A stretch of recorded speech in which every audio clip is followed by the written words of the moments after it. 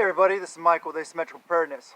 This video is get your vehicle ready for SHTF, or is your vehicle ready for SHTF? What am I talking about? Or get your vehicle SHTF ready. There's a title.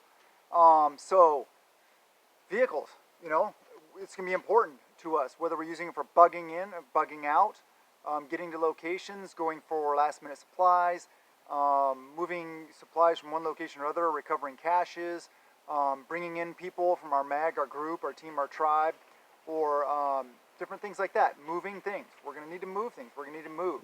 I personally do not count on my vehicle being available during SHTF. I have plans for both, though. With vehicle, without vehicle. What do I do with? What are my plans? How do I do it?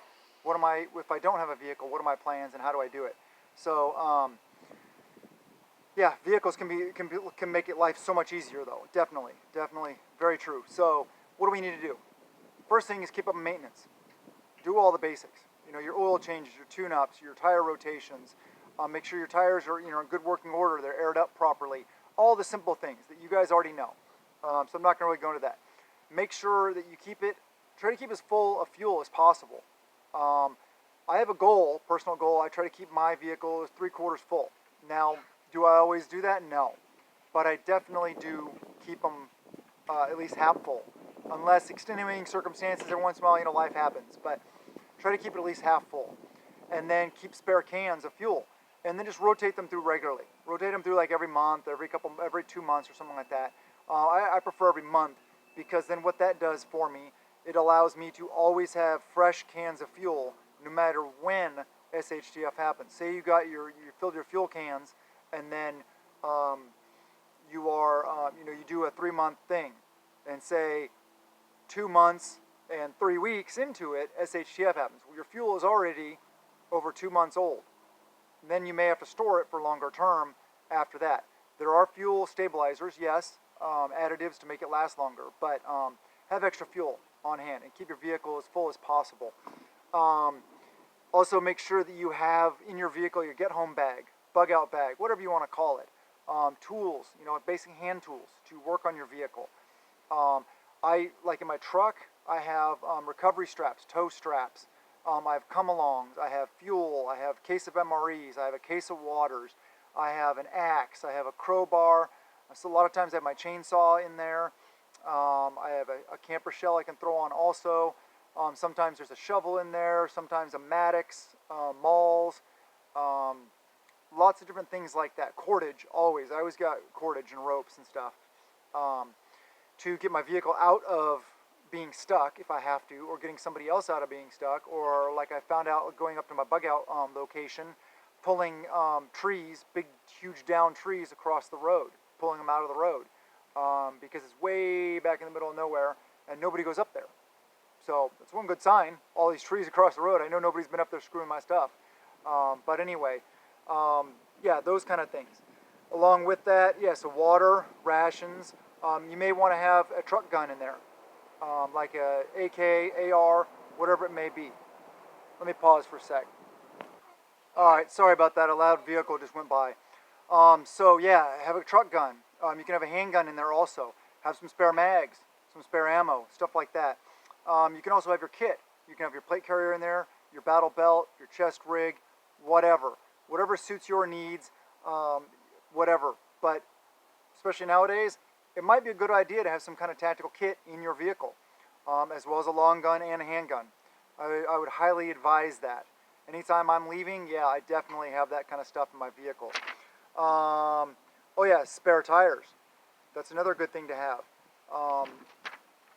4 spare tires would be awesome, but have at least one that's operating, and that's one of the maintenance things. Check that. Make sure it's aired up. Make sure it's working properly. Can be very vital. Also things like fix-a-flat. What did I say? Yeah, fix-a-flat, stuff like that. So what else can you do? My little notes, I'm checking my notes here. So one thing you can do to better prepare your vehicle for an SHTF scenario is 3M, the company, makes a bullet-resistant film that you can put on windows.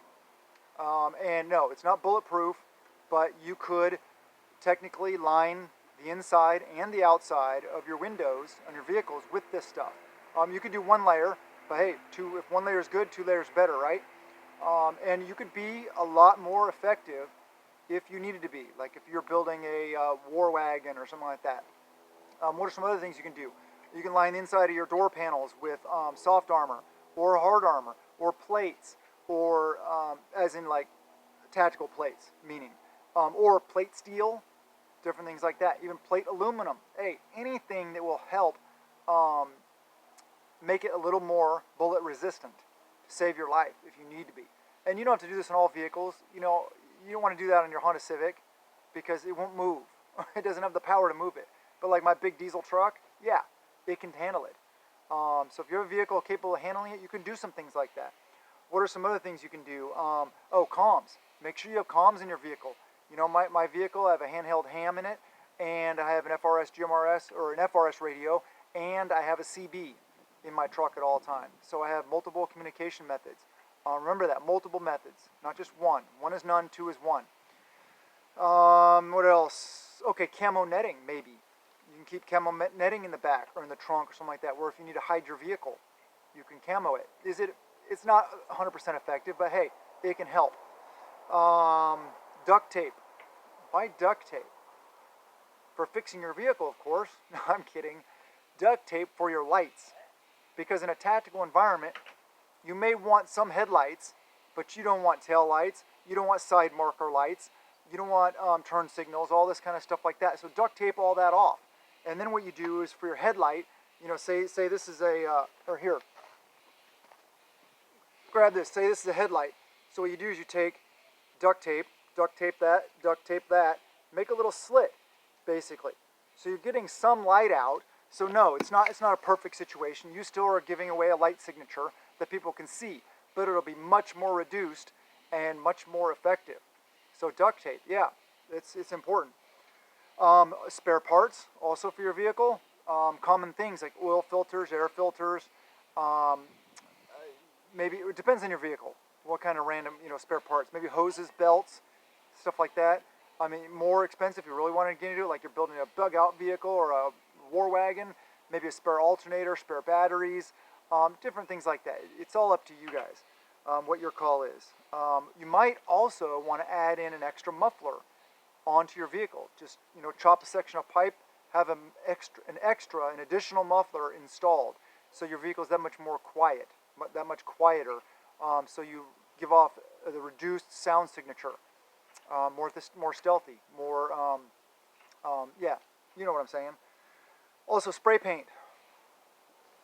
Well, so you can make it cool camo job. I'm kidding, but yeah, seriously.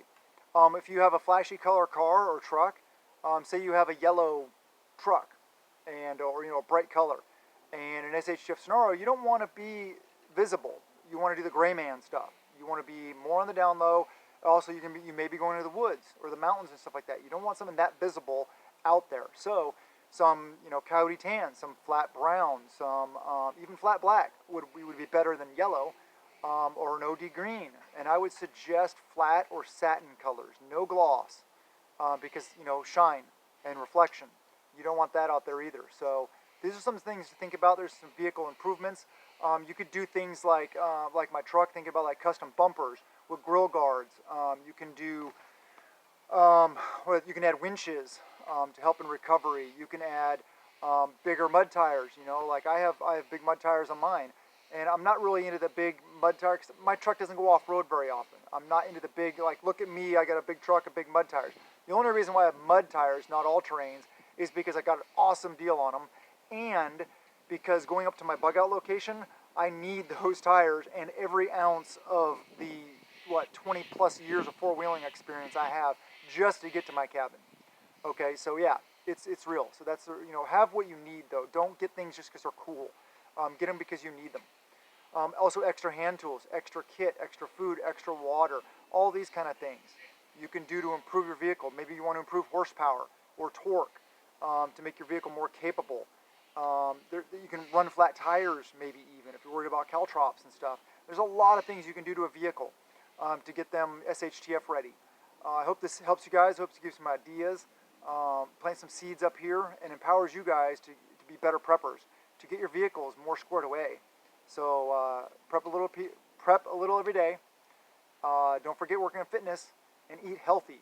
Eat healthy. Do these kind of things. Eat this kind of food.